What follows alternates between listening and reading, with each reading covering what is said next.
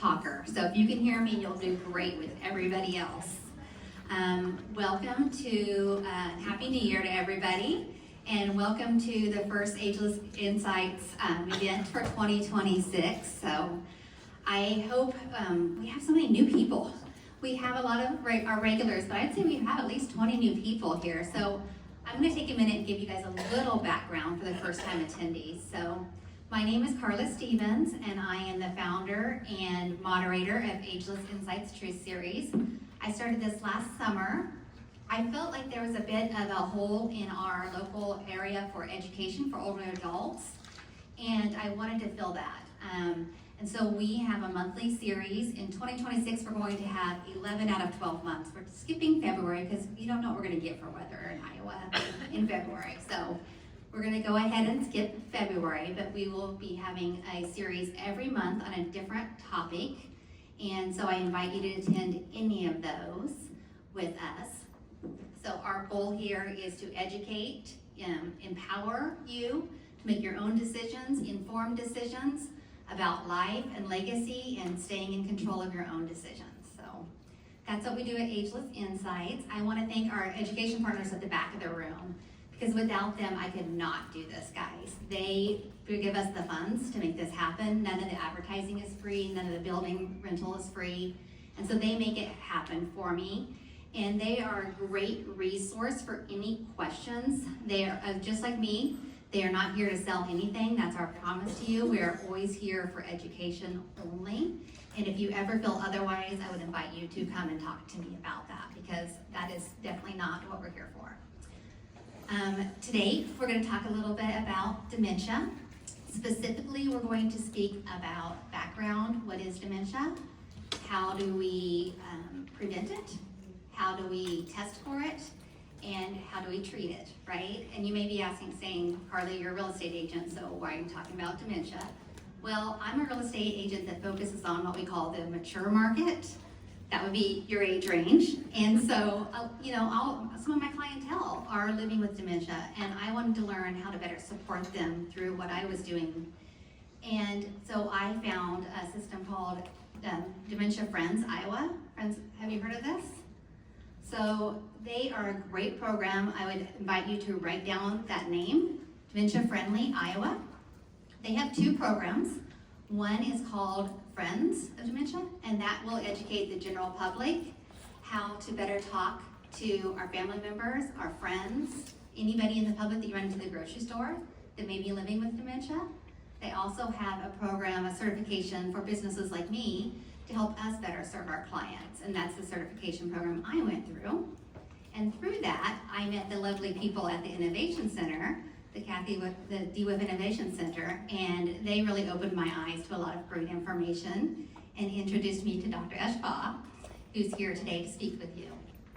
So I'm going to do things a little differently. Normally I stand up here and moderate a panel, and I ask you to save all of your questions to the end.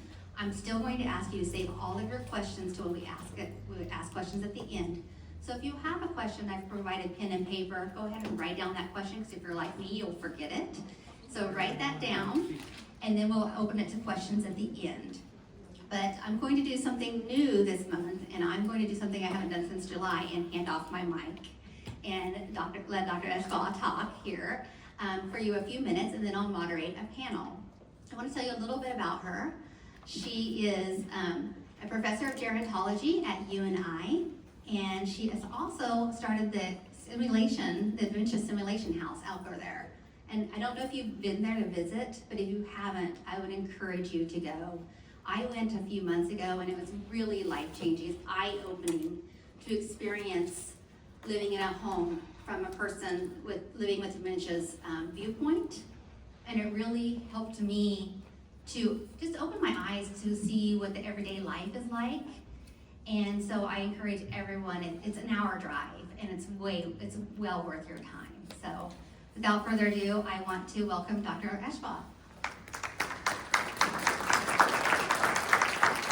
And please bear with me while I get her presentation up. Good morning. Thank you for being here today. I'm really excited about y'all being here and this crowd. So I do have some brochures for the dementia simulation house on that back table if you want to grab one, so you can book a time to come visit us. You can book a time to come visit us, and we will show you for a short amount of time what it might be like to live with dementia.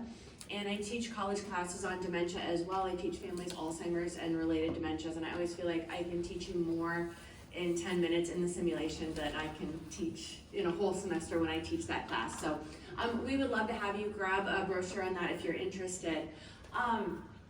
So I want to talk, I said I would limit this to like 12 to 15 minutes. I'm going to keep this short because I want to make sure we get our other panelists up here because they're going to be able to provide a lot more contextual information to kind of fill in the gaps here. But I want to do a quick overview of kind of this process of what happens when you're a little bit concerned, or, I'm sorry. Oh, I can do it. Okay, thanks. So I want to give you a little bit of an overview of what maybe should happen.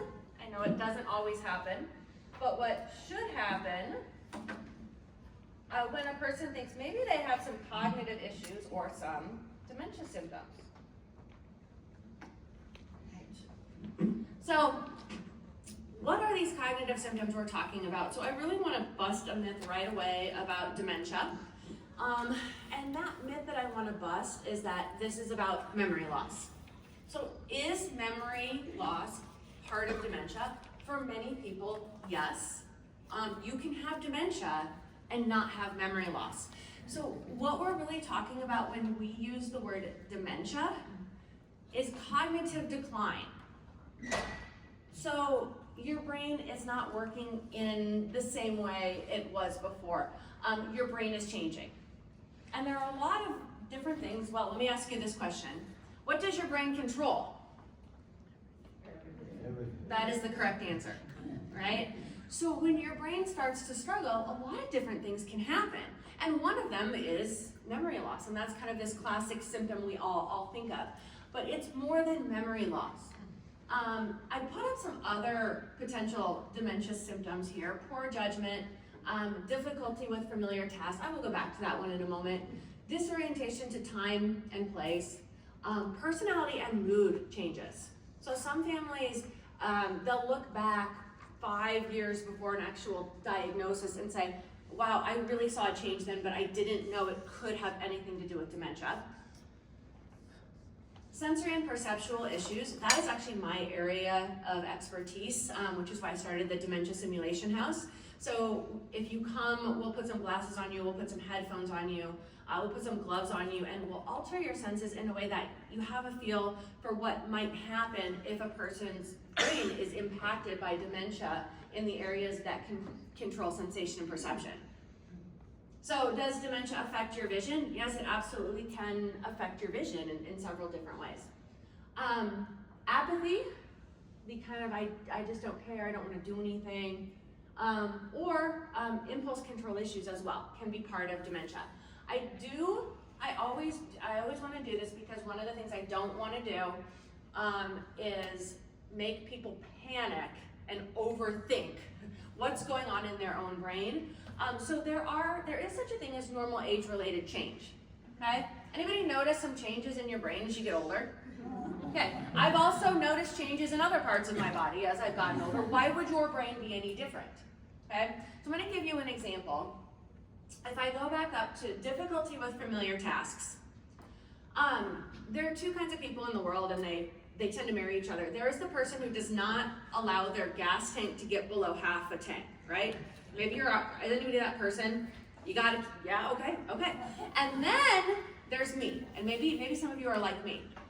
I have learned, I have a Volkswagen, okay, a 2023 Volkswagen. I have learned that I can drive at least 35 miles after it hits 0. Don't ask how I figured that out, okay? And now I know, and that's a problem. So I forget to get gas. I just forget. And then it's like I'll drive home and I'll be like, oh, I was gonna get gas on my way home, but I realized I didn't. Then I'll get it on the way in the morning, and then I forget. Okay, I'm telling you this story about me forgetting to get gas. Did anybody, as I was telling you this, did anyone have the thought, oh, I bet she has dementia? No, right? And also that's not change. I've always been this way. That's not a new thing. It's not change, and dementia's not change. But let me tell you this story. I know a gentleman who had Alzheimer's, and at one point, you know, his wife was in the car, he was the driver, he always drove for them, and he stopped to get gas, and he did what I thought was the hard part, which is getting out your credit card and getting it scanned or tapped or in and out, whatever. But he gets the nozzle out and he looks at the car and he does not know where the gas goes. So he opens the car door and he's inside looking for somewhere to put the gas. That's concerning. So if you forget to do things, I'm really not as worried about you as if you forget how, yes, how to do things. So there is such thing as normal age-related change. I get panicked people like, I lose my phone almost every day. Do you think I have dementia? Like, I really think we'd all have dementia if that were the criteria for dementia, you know? So, so those are some of the cognitive symptoms we're talking about. So maybe you notice those in yourself, or maybe you notice those in someone you love or care about. So what do we do? So we recommend, and again, this is not a perfect world, so this is not going to be a perfect procedure in steps toward finding out what's going on, because sometimes we make it really difficult, okay? The medical profession can make it really difficult, and there's some great resources that I'm gonna make sure you talk about later that will make this process a lot easier to go through. But we recommend that you start with a cognitive screening. Now, there are places where you can get a cognitive screening. We'll have them discuss more specifics. We do offer them in Cedar Falls at the Dementia Simulation House as well. But you get a cognitive screening. Your family doctor, your primary care, should be able to give you a cognitive screening. Depending on their background and their level of expertise in this area, they may or may not give a response to your concern that I think is adequate. Did I say that tactfully enough? Okay, so we have a lot of physicians where, you know, your primary care person, you'll go and you'll say, I am really concerned about my brain, or I'm concerned about my memory, or I'm really fuzzy, or whatever. And they will say things like, well, you know, I'm that way too. I forget things too. Is that helpful? No, not helpful, okay? So in the Cedar Rapids area, we will give you some resources for places that that are a little bit less anxiety provoking in approaching this, okay? So the first thing I always tell people is there are some we call them pseudo dementias. My students like to call them the dementia doppelgangers, which means there are things that can affect how your brain is functioning that aren't dementia. So it might be a nutritional deficiency, it might be a medication interaction, it might be a lack of sleep, it might be depression, it might be stress, right? All of those things impact how your brain works. So the first thing I recommend is when you go to the doctor, get a physical, okay? And sometimes there's something that will make, that can be interpreted from that physical that puts you on a road where maybe it's not, you know, you have Alzheimer's. Maybe it's not that you have Lewy body dementia. Maybe it's something else, and it's something that is reversible. So by definition, dementia is not reversible, but maybe you have something that is. I also want you to keep in mind that dementia itself is not a diagnosis. Dementia is just describing your symptoms. So you have these symptoms, you have some of the symptoms we talked about earlier, and we might say, okay, yes, we see that you have memory loss, we see that you are disoriented to time and place, we see these mood changes, we see these personality changes, we think you have dementia. And dementia is a condition, but not a diagnosis. So the next question is, what is causing that dementia? There are different types of dementia, and I have listed the most common ones here. Alzheimer's, about 60 to 80% of the time, if you have dementia, it is Alzheimer's. We also have Lewy body dementia, frontal temporal dementia, vascular dementia, mixed dementia. Those are not the only types of dementia. There are many other types, and I don't know how accurate this number is, but research suggests that well, I would say over 92 or 93% of all dementias are going to be one of those things that is listed there. I have that umbrella on the right because I want you to think of dementia as an umbrella term. So if I say people living with dementia, I'm referring to people who have any of those types of dementia. So we'll do a little knowledge test. If you have Alzheimer's, do you have dementia?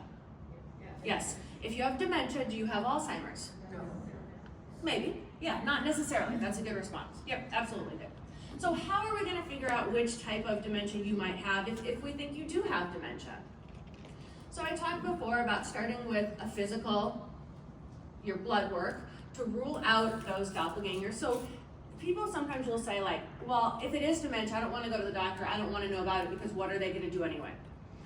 My own grandfather, when I was a teenager, started showing dementia signs. He would go to town, he'd go to the bank, he'd get lost, he couldn't find his way home. And in my family at that time, it was kind of like, oh, well, I guess he's getting older, he has dementia. Nothing that we ever brought to a doctor's attention. And then a few years later, he had a change in his health status and he switched to medication. And those symptoms went away. So he might not have lived like that for 2 or 3 years had we figured that out earlier.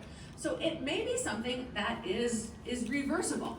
So there are many reasons early detection is important, but that's one of them. It may be something that is reversible, fixable.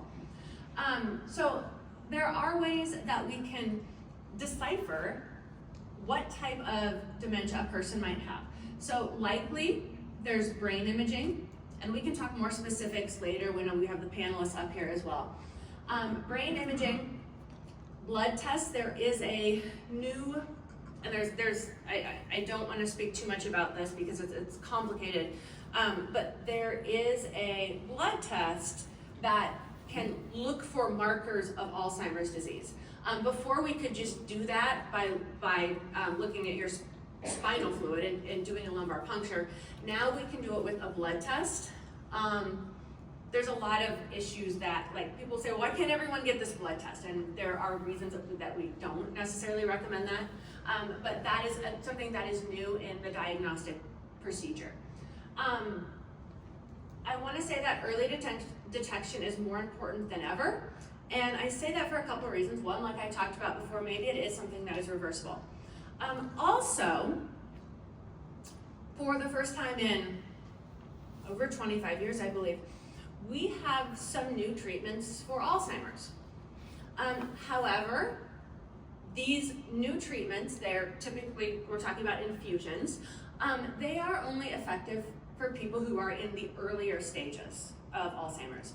So many people that I know, by the time they have gotten a diagnosis, they're not really a candidate for that at that point. I can talk more about the new drugs that are out there. They are focused on people living with Alzheimer's, not necessarily other types of dementia. And so it is important to figure out what's going on for a lot of reasons. One, it might be reversible. It may well be something that it is treatable. So the new Alzheimer's drugs that are out there, they are not going to reverse your Alzheimer's. They are not going to cure your Alzheimer's. What they are going to do is they're going to slow the progress of the disease. And it's not going to, slow or stall it forever, but it may for a certain amount of time. So that's the most exciting thing that we have going on in terms of treatment for dementia at that time. How did I do on time? Okay, I'm a little bit over. That's pretty good for me, though. That's actually pretty good for me. All right. Carla, do you want to go ahead and turn it over to the panel here? Beautiful.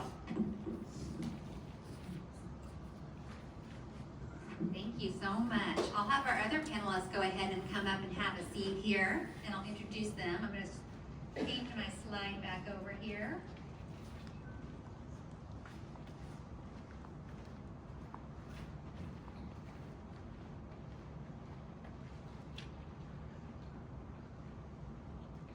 So, who learned something new already? Yeah, I did as well. Just saying that dementia is not a diagnosis, right? It's a symptom. That was a big aha for me.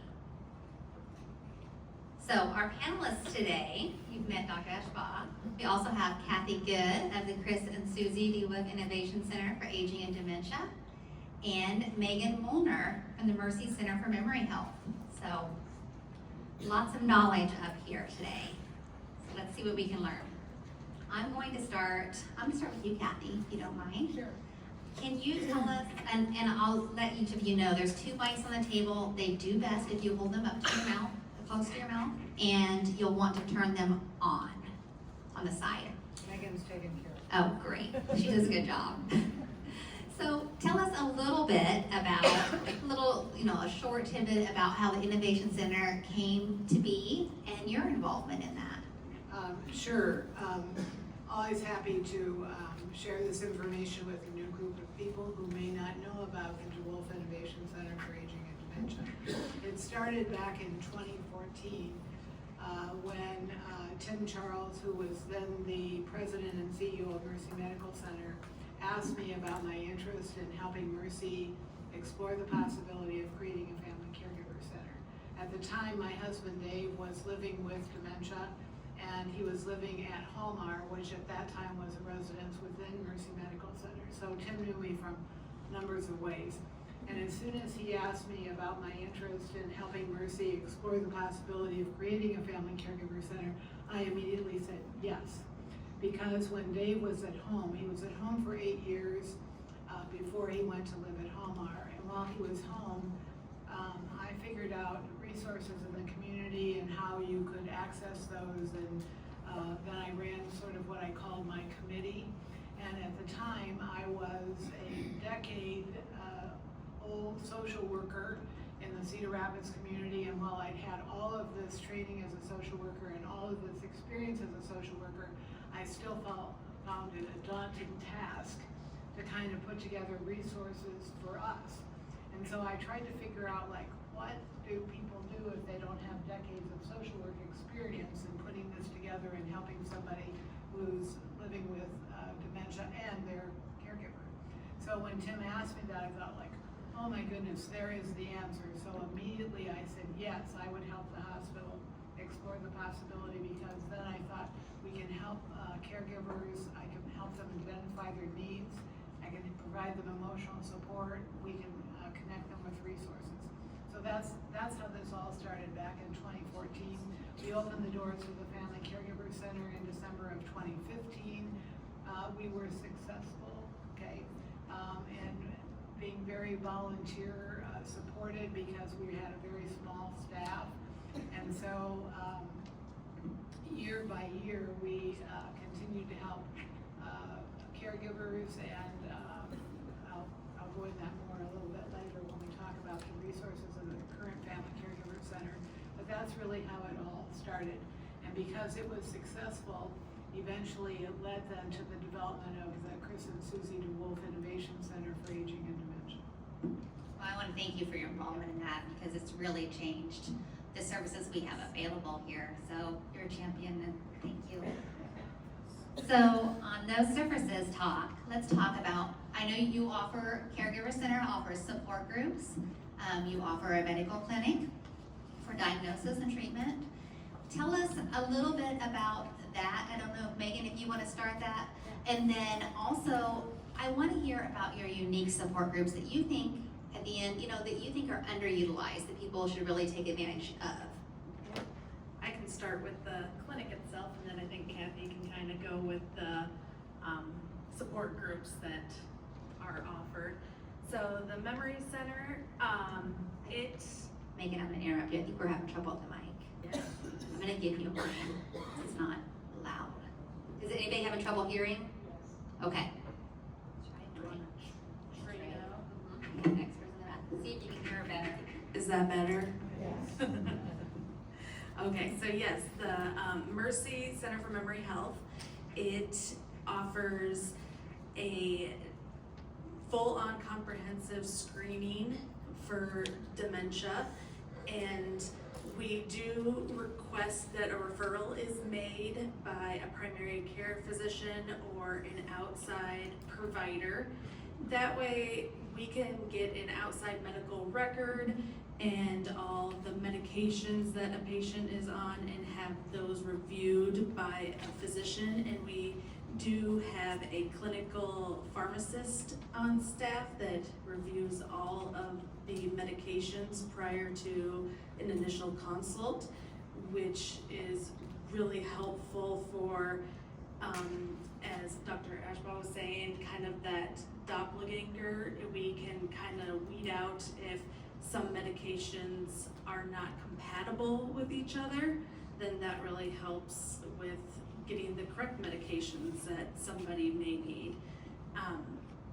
Once an appointment is scheduled, then we have a nurse navigator that contacts a patient or a caretaker a week prior to the appointment and goes over the full appointment details of what somebody should expect at the appointment.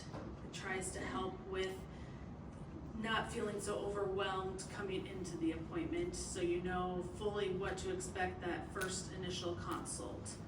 And then during that initial consult, there will be a testing with the nurse, and then you meet one-on-one with the provider, and you get a full treatment plan and possible medication plan, and you can also get a binder, which is what I brought.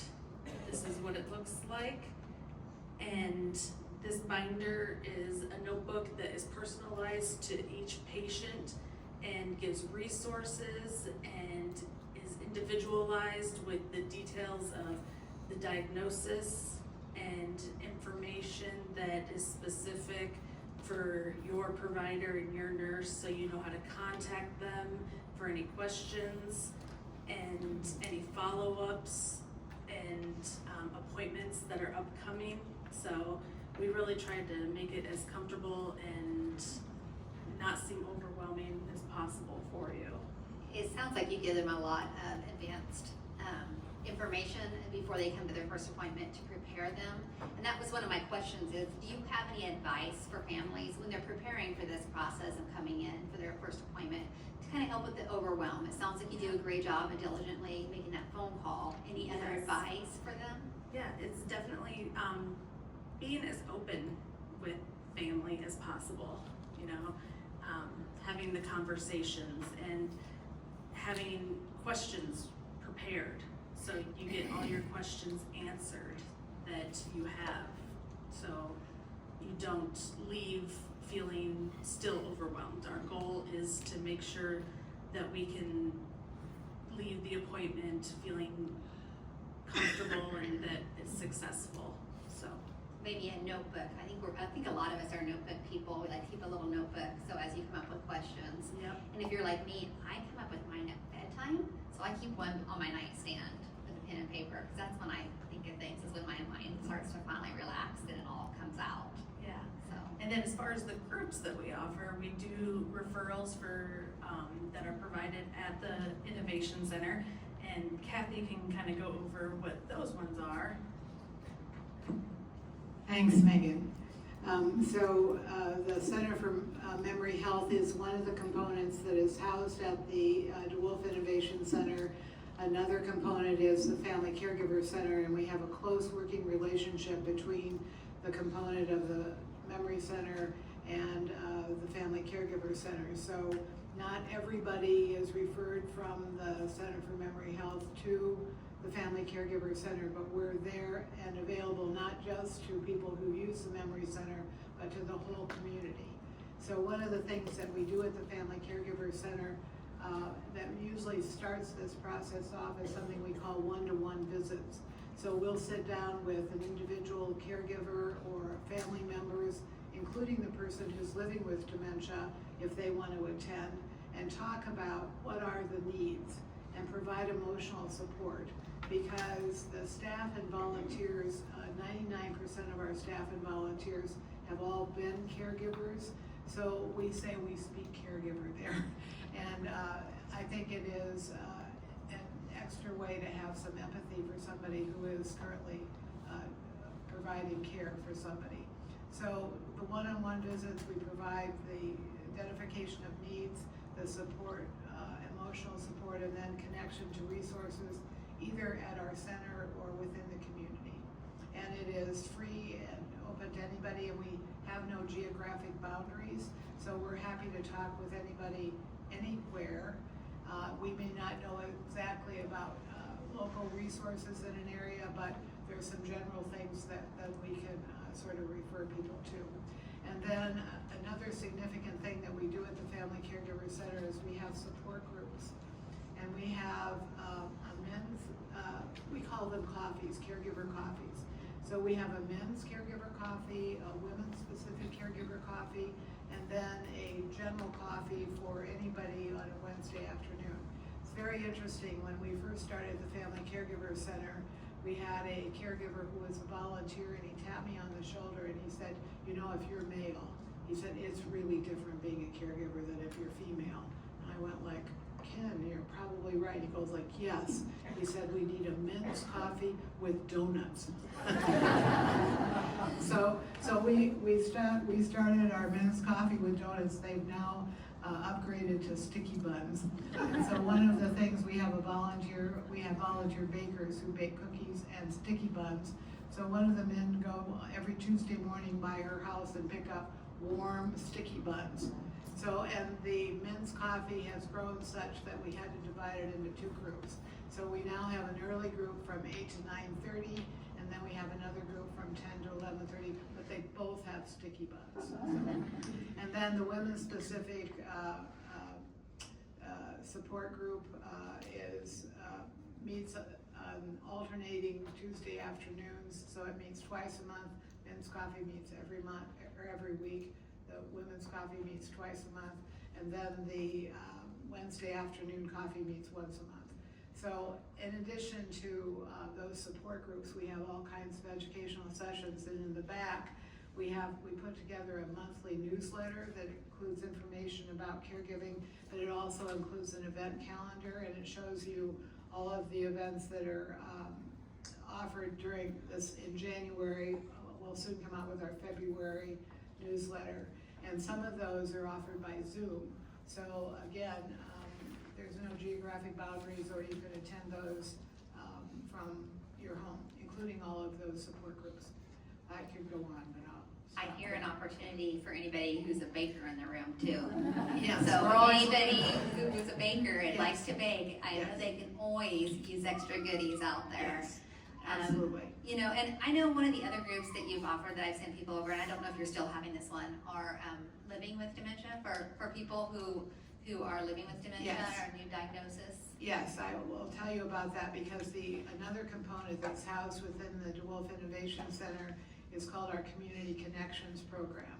And one aspect of that is that we have a Connections Club that meets Wednesday, Thursday, and Friday, and so people who are living with early stage dementia can come to that club that provides them with stimulating appropriate activities, and also provides then a respite for their caregiver. And another aspect of that is that I think we started this maybe 3 years ago, actually in having a support group for people who are living with dementia. And it's been amazing, okay, that we started off with a Friday group, and they've been with us the longest, and their caregivers formed organically their own sort of support group, while their people were meeting in their support group, the caregivers were meeting in another room. And then we've added one on Tuesday and another on Wednesday. And so, and we would extend that another day, but we need volunteer facilitators. So if anybody is interested in talking about being a volunteer at the DeWolf Innovation Center, we're happy to talk with you, because you can do things like bake cookies. You can help us stuff our newsletters and envelopes. You could maybe, depending upon your background and your interest, be a facilitator for one of our groups. So we're always looking for volunteers and trying to find the right match between the skills that a volunteer brings and the skills that we need, so that a volunteer job provides meaning and purpose to the volunteer, not just helping us. Lots of opportunities. And I don't know about you guys, but when I'm going through any kind of life change, or I think about, you know, the Downsizers Club that we have, it's different for someone to tell you the steps on how to do something or what you should be doing, than to be surrounded by people that are going through it with you at the same time. And so I think that would be I think that would be a benefit to anybody going through this. Well, one of the things I think is that sometimes people go like, well, I don't know if I want to come to a support group. And we we always say, why don't you come and check it out? Okay, sort of, because you can come the first time, you don't even have to say anything. If you don't want to say anything, you can just listen and sort of figure out, like, is this for you or not for you? And a lot of people, I think it eliminates the negative stereotypes that they have about what support groups are all about. If I can add something about that, you said something great earlier about men who are caregivers, and we have a support group as well that meets, it's in Cedar Falls, but every Tuesday. And what's cool is that I have access to college students. You have volunteers and I have college students, but our mental health counseling graduate students actually facilitate our support group, and it's a really great experience for them. But what's really interesting is sometimes we can pull in men and other people who are hesitant because we're like, well, we have these students and they need to get experience, and you need to help them learn about caregiving and what your life is like. So they'll be like, well, I don't know about the support group, but if it helps the students, you know, so it's kind of a cool, like, reciprocal relationship there. But the men are tricky. You gotta trick them to get them in. Like, you gotta give them sticky buns, however you do it. It's true. That's brilliant.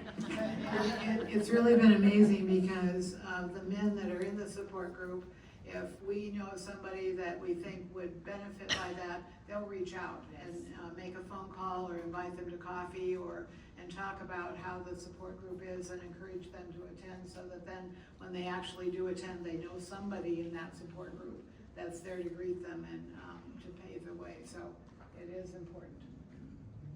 So Elaine, back to you for a second here. You talked a bit about early diagnosis.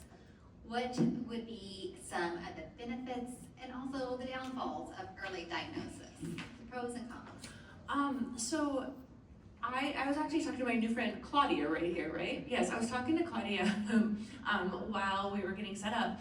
And in terms of early detection, one of the things, if I ran the world, one of the things that would change, I have a long list, but one of the things I would change is that, you know, you all do these medical tests because you're just due for them. You're due for your mammogram, you're due for your colonoscopy, you know, you're due for these things, right?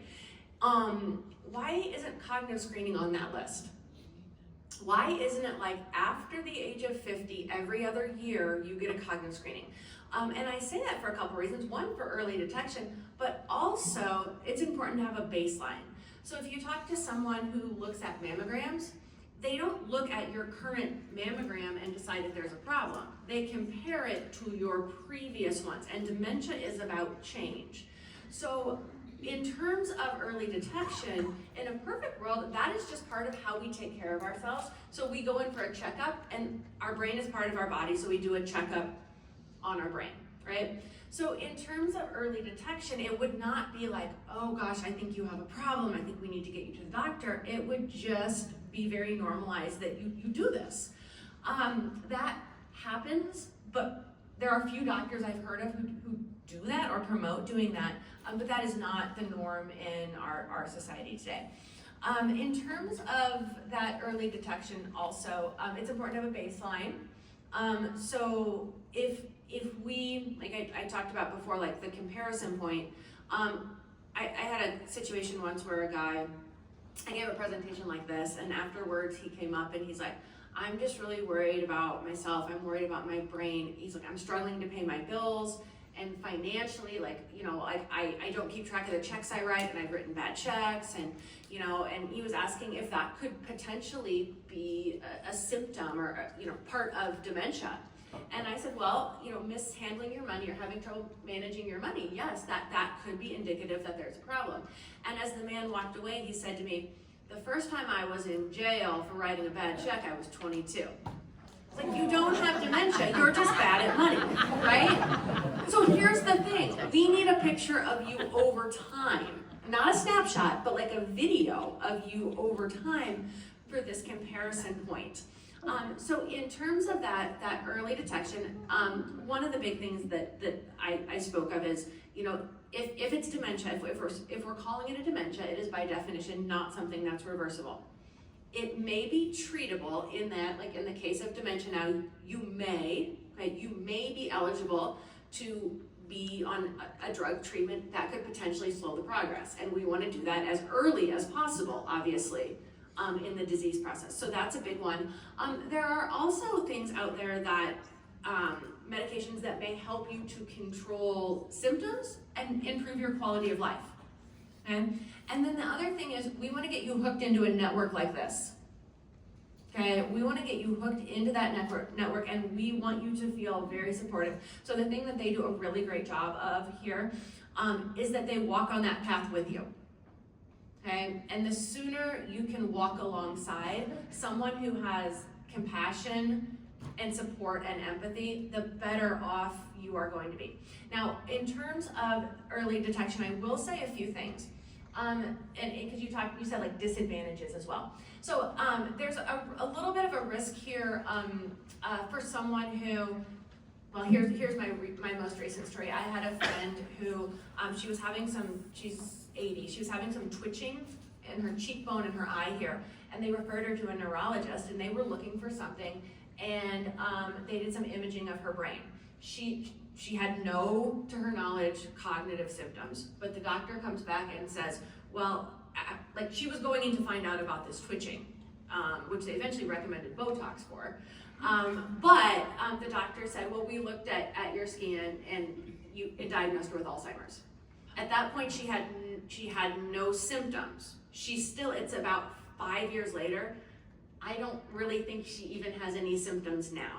So one of the things I want to say is sometimes we, like with biomarkers or medical tests, we will have a finding. And we need to put that finding in context. So she was not struggling at that point. She found out that information. So keeping in mind that there were some changes that they saw in her brain, she may not ever really show symptoms. We don't really know. And the same thing is true for like the blood test we have now. So we may be able to do a blood test and say, we are seeing markers of Alzheimer's in your blood. But that does not mean you're currently showing symptoms. And it does not really give you a timeline for those symptoms. Okay, does that make sense? So these medical tests, they all need to be interpreted in context and in interaction with you, like looking at you as a person, not just this data. So that's a good segue to biomarkers. I think, has everybody heard of biomarkers? This is kind of new. Can you tell us just a little bit, anybody, about what biomarkers, our layman's terminology about what biomarkers are and how we detect? Yeah, so a biomarker is a measurable indicator of Alzheimer's disease. It's really important to know that it is not genetic testing. So, and it does not mean that you will not test positive for Alzheimer's in the future if you test negative currently.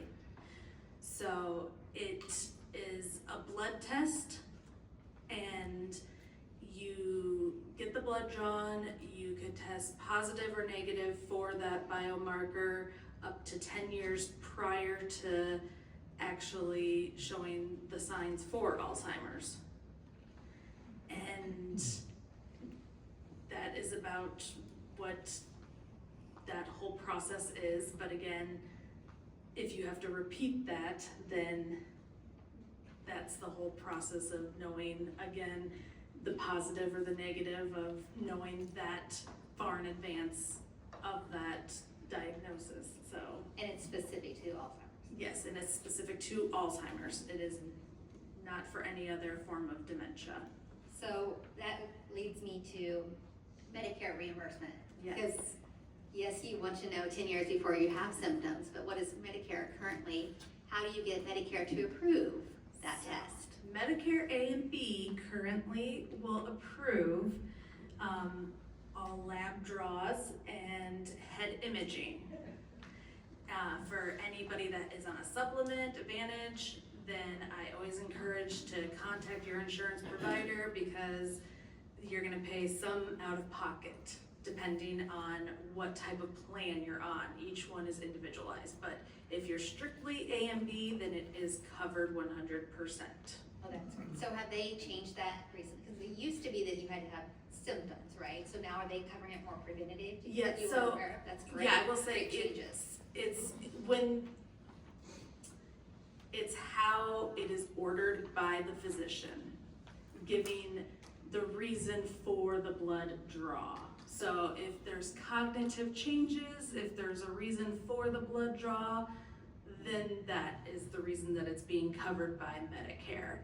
So it's always important to contact the insurance company, and when you contact the insurance company, if you ask your provider for the diagnosis code, or it's called a CPT code, you can give that code to your insurance provider, and then they'll be able to look up that diagnosis and confirm if it's covered by your insurance.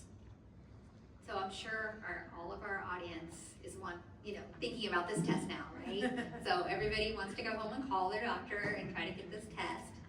And I will add, this is not, we are not recommending that this is a regular test. We are not saying everyone needs to go and have this test. That is not it. Yeah, and I was also gonna say, because if you go to your primary physician, almost 100% your primary physician will not order this test. This is basically from a specialized clinic like the Memory Center. Yes, so my perception is this is not just oh, let's do a check and see if I have Alzheimer's. That is not what this is. This is for people who are showing cognitive symptoms. And again, we're going back to, there are cognitive symptoms and we are trying to figure out, okay, you have dementia, what's causing it? And this is a way that we can help answer that question. So is it Lewy body? Is it frontotemporal? Is it Alzheimer's? And this blood test is a way that we can have more information to answer that question. To my knowledge, the blood test, we've always been able to do the spinal, not always, we've been able to do the spinal draw for a long time. And this is a less invasive way to do that. So it's not that we're able to give you information we couldn't give you before. It's just easier to get people's blood than to stick a needle and get their spinal fluid. So the principle is not new. It's just kind of is this gonna be something that is hopefully in the diagnostic process going to be less invasive if we are looking for what's causing that dementia? And while it is a wonderful new way to be able to get information, sometimes it comes back and it's not conclusive, however. And so then they'll say, well, then what you really need to do is to have a PET scan.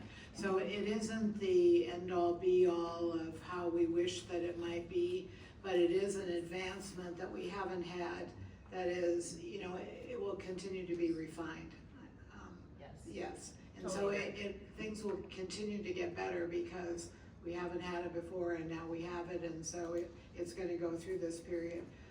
And you might want to do some research on your own and just Google about, blood tests for Alzheimer's and see more information about it because there is some controversy about it. Some great information there. I didn't want everybody to just go call their doctor, so that's what I was, Yeah. that's what I was trying to get across there. Yeah, I think, we talk about changes in memory, and so really coming to a specialty clinic like the Center for Memory Health, if you have some changes in memory to determine whether they're typical changes as we age or whether they are a sign of dementia, we have a brochure on the back table there that talks about the 10 typical signs of dementia and what is typical dementia and what is not, what is just typical aging. So if you want to pick one of those up back there, that would maybe be helpful to you too. I just wanted to add that in terms of the upside of early diagnosis is that it gives the opportunity for you to make plans sooner. And it also allows the person who has been diagnosed with dementia to be more involved in that planning while they're still before their condition has progressed to the point where they might not be able to make those kinds of decisions.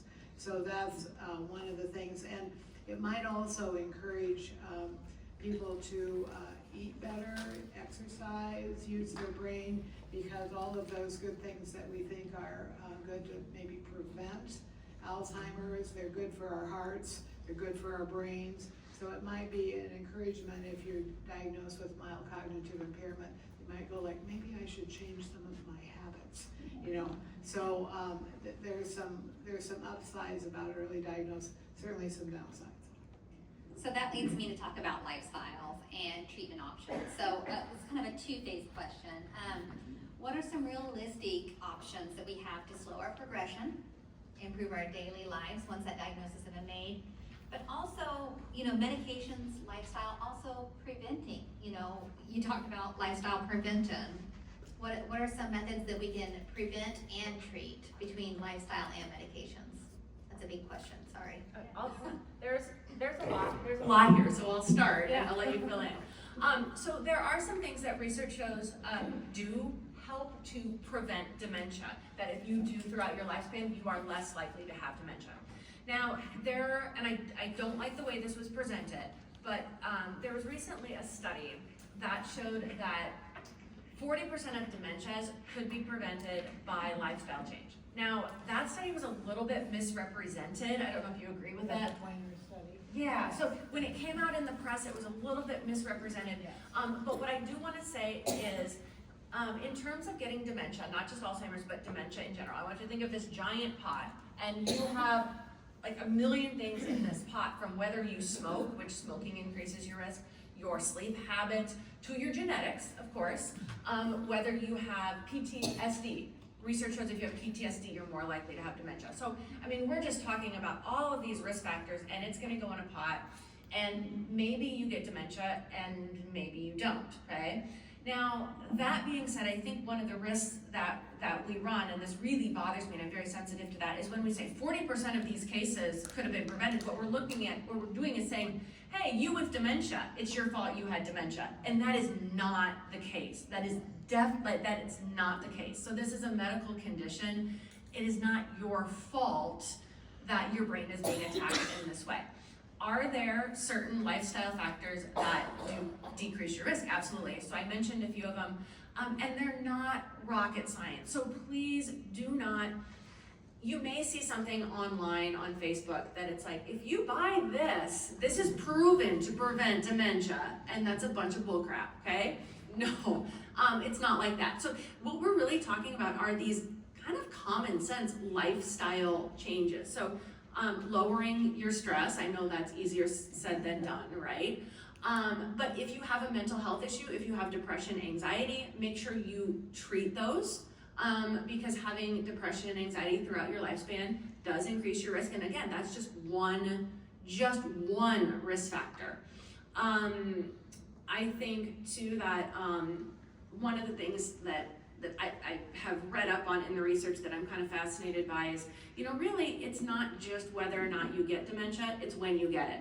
So if someone had like a crystal ball and said, hey Elaine, I have some really bad news for you, when are you gonna, you know, you're gonna get dementia. I know you're gonna get dementia. And I said, okay, well, how old will I be when I get dementia? What if they come back and say 110? You're like, well, I'll be dead from something else by then. That's great news, I'll take that, right?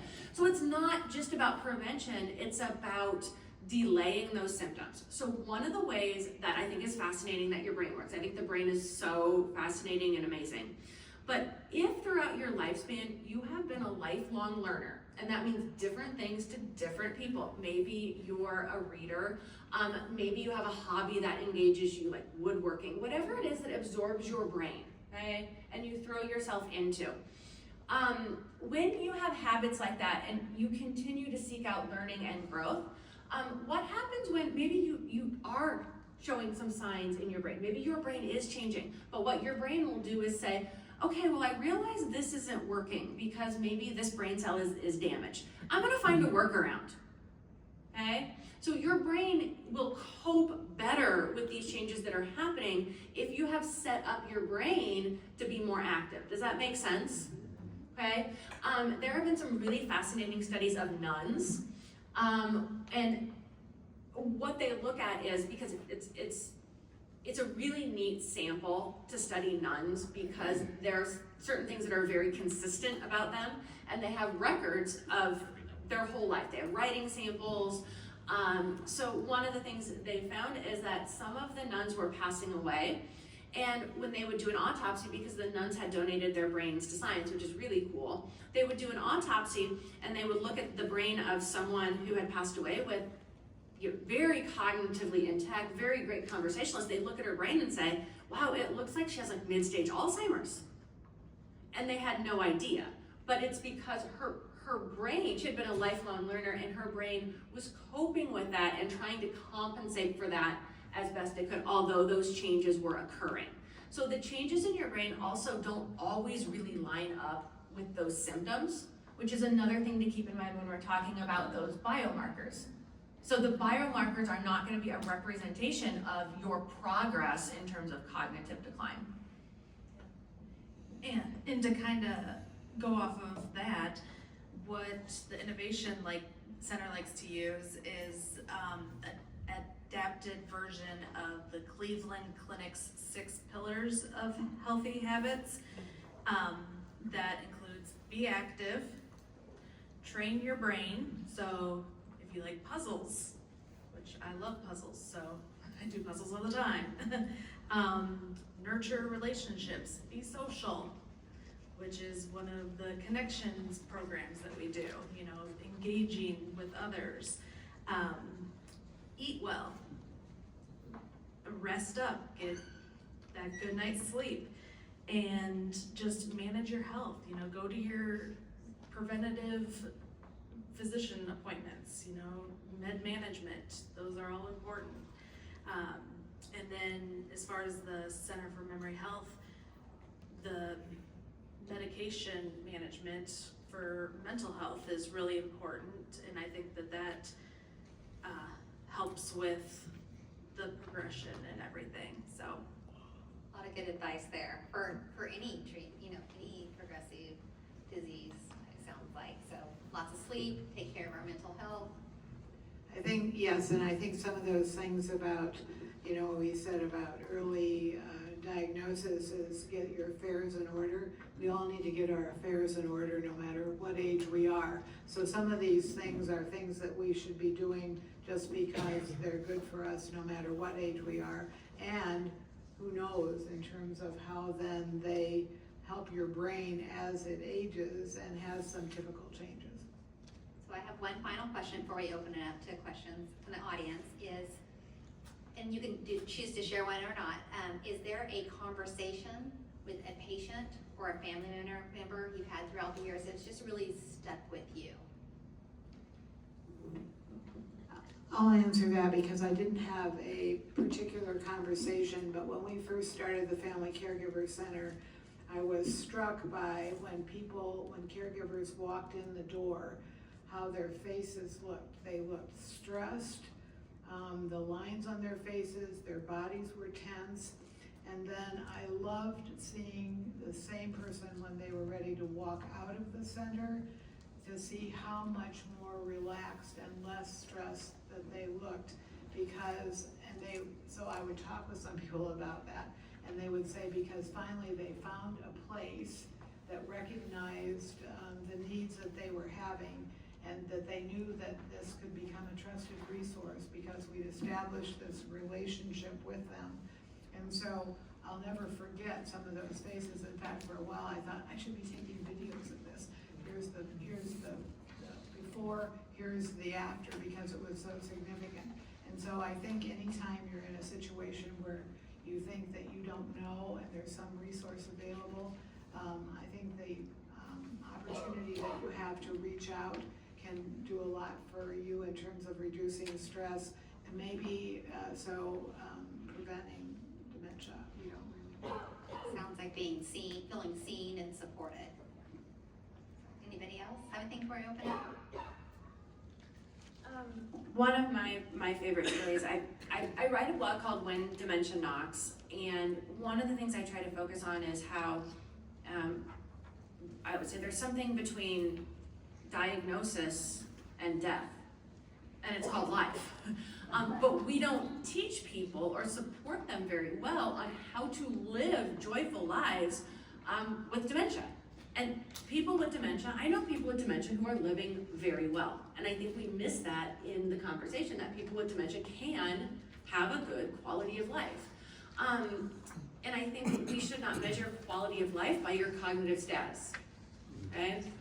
You can be very happy as your brain progresses and as your brain changes. And I think we need to focus on that a little bit more. But one of my stories is, I have a friend named Dana, who her grandma was diagnosed with Alzheimer's and moved to a nursing home as Dana was, she moved to Washington, D.C., and she went to law school, graduated law school, passed the bar, got a job as a lawyer, and then she got married, and then she had a baby. And these were like, her grandma was like her best friend, and these were things she really wanted to go to the nursing home and share with her grandma. But she would say, Grandma, I have great news today, I got my test results back. And Grandma would say, the tent family over there that lives in the corner, well, the other day, the dad was coming out and he saw them. And she would tell these like extensive stories about this family that she perceived as living in a tent in her nursing home room. And Dana would try to pull her back into Dana's world, which was, Grandma, I had a baby, all these things. And Grandma would always go back to the tent family, right? So I talked to Dana during this time and I said, what if you step into her world and you fully embrace the tent family? And Dana was like, I don't know what you mean. But I said, what if you go in and you follow where that conversation goes, not with sadness that she's not focusing on what's going on with you, but with joy that you can connect over this, right? So she went in and she found out a lot of things about the tent family.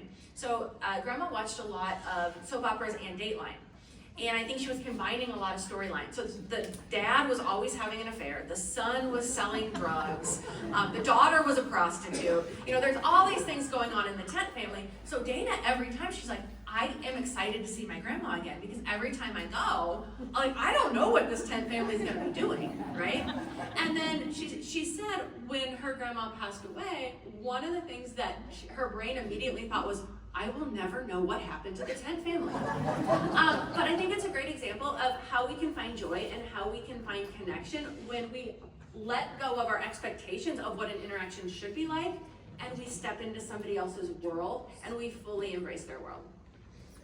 That reminds me of this book that actually I have a few copies of that Aura has brought for us. They were nice enough, by Jolene Brackney. I'm sure you guys are familiar with it. She's a local Iowa lady. And she wrote a book about finding the moments of joy in the caregivers as she cared for her parents who went through this journey and embracing it and living in those moments and the joy she found in that. And so we'll be giving a few of those copies away here. We're going to open it up to questions, any takeaways. I have a question at the back. Seems like maybe you need to leave. I do. Oh, we're gonna get you a mic so that everybody can hear your questions. Other people probably have the same question. Due to caregiving responsibilities, I have to leave early, maybe some others do too. And I'm wondering if any of the panelists would be willing to give an email address if we can't stay for the question and answer session fully? Yeah. My email address is kegood@mercycare.org. And Megan's is mwoolner@mercycare.org. And if you had the slide up with our names. Yes, so elaine.eschba@uni.edu. And then we have contact information at the back too, in the room that they'll share with you afterwards here. But before you leave, I'll give you a copy. We have one of our copies here.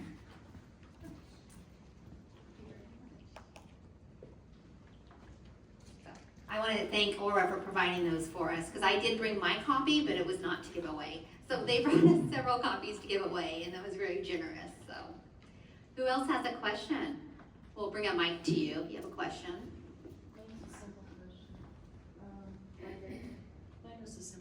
Mine's a simple question. It says Megan Warner, but on the other it said Megan with It's an N. W. It's Oh, W. Megan, I'm sorry. My N's and W's. I'm so sorry. I'm good.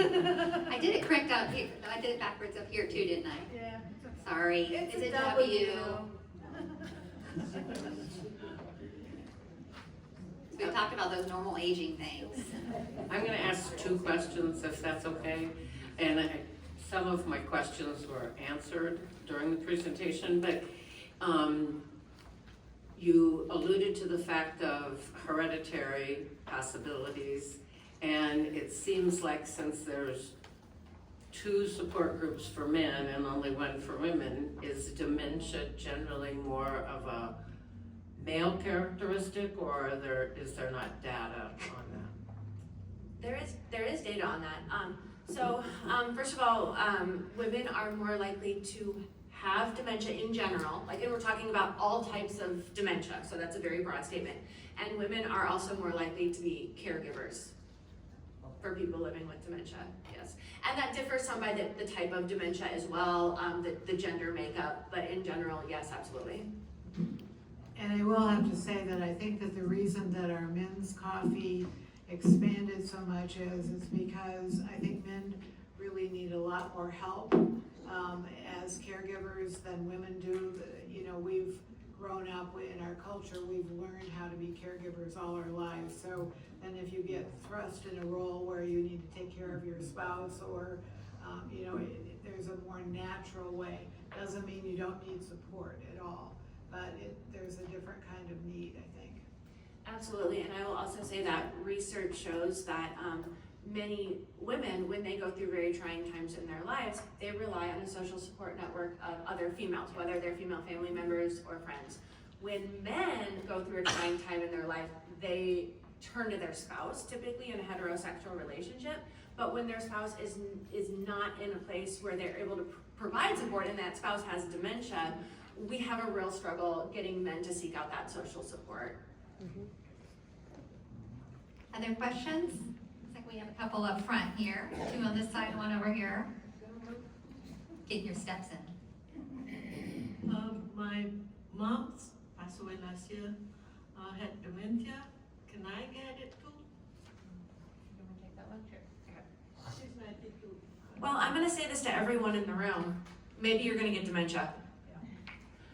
So first of all, when someone has a question like that, in order to give you a response that would be somewhat accurate, I would need to know what type of dementia she had, okay? So there are certain types of dementia that are like Huntington's disease, okay? Huntington's disease, either you have the gene and you will develop dementia very early in your life, your 30s or 40s, or you don't have it. If that were in your family, you would know it, okay? So if you've never heard of it, don't worry about that.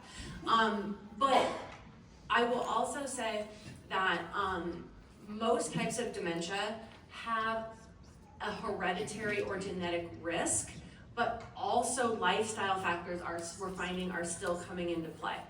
Another thing, and this is particularly about Alzheimer's, this is specific to Alzheimer's, is if someone says, my mom had Alzheimer's, am I going to get it? In general, we think of Alzheimer's of 2 different strands or types, if you will. One is what we consider to be age-related, and that's generally diagnosed 65 plus.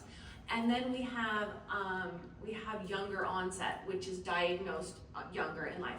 So in general, if someone says, hey, well, someone said this the other day, my grandma is starting to show signs of dementia. I'm like, well, how old is she?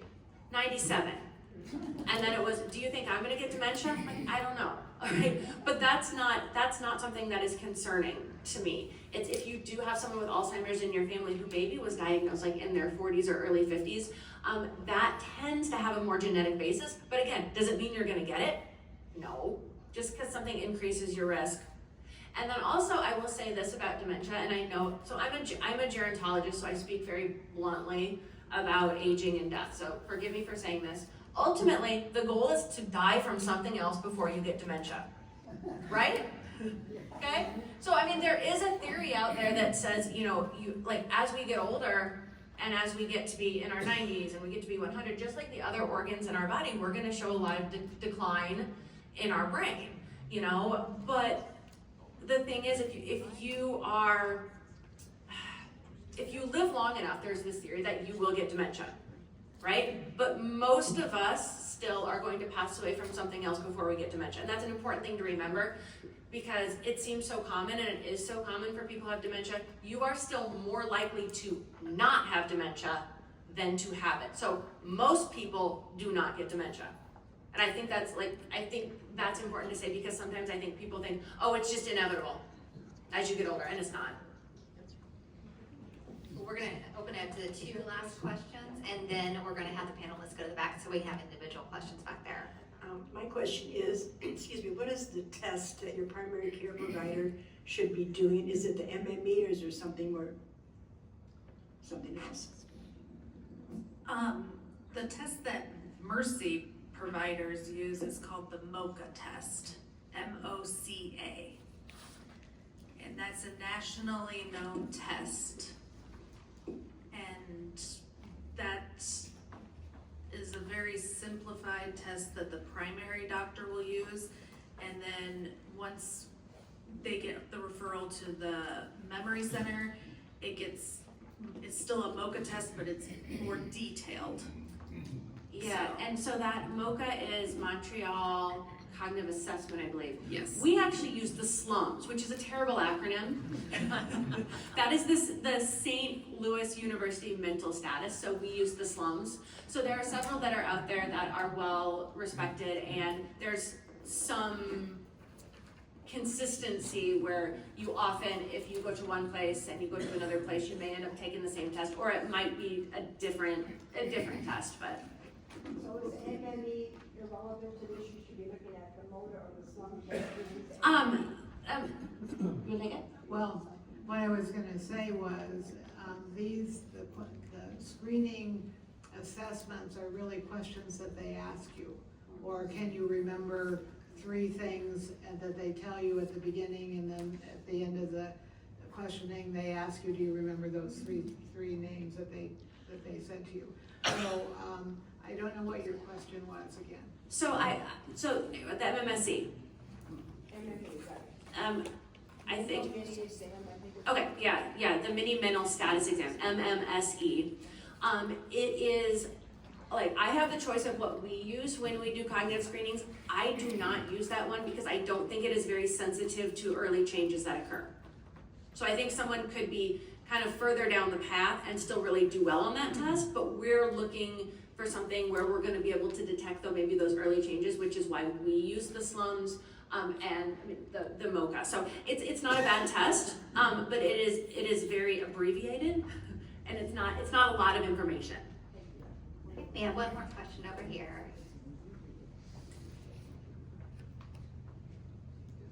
Thank you. My question is there a relationship between the use of alcohol and...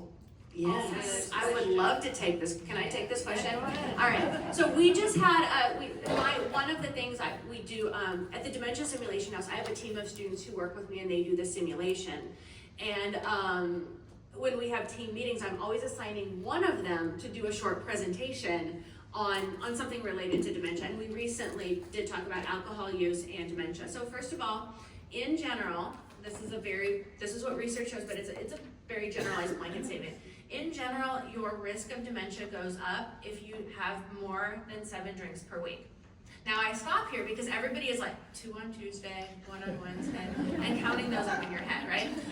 But that is a generalization. So, and I get the question a lot when I teach college classes, like, well, if you drink 20 drinks a week when you're in college, but then you're done and you don't drink as much, is it okay? And, like, I don't know, right? But alcohol use does increase your risk. Also, the other thing I need to say is that there is a type of dementia that is closely, even though this increases, alcohol in general increases your risk for many types of dementia, the type of dementia that is most associated with alcohol use is Korsakoff's, with a K. And Korsakoff's is actually, you can have Korsakoff's for various reasons. It is most commonly due to alcohol use because your body is not absorbing vitamin B1. So alcohol makes it difficult, heavy alcohol use makes it difficult to absorb B1. There are other types of issues people may have where they have that, they don't get enough B1, so maybe they've been in and out of chemo for 15 years, or maybe they have an eating disorder, but it is most commonly associated with alcohol use. But Korsakoff's, my understanding is to have, in general, if you have Korsakoff's, it's like, you are drinking, like, for women 7 drinks a day, and for men like 10 drinks a day for like 5 or so years is what tends to be that pattern for people. But alcohol use in general, yes. So a lot of great questions. Sorry to ruin everyone's fun. I'm sure there's more questions, but because of time, we're gonna have the panelists go ahead and they'll be available at the back of the room along with our education partners. I'm gonna go over a few other things with you before, I just gonna say everybody go back to see them, but I wanna thank everybody because you had so much great information. So let's give them a hand.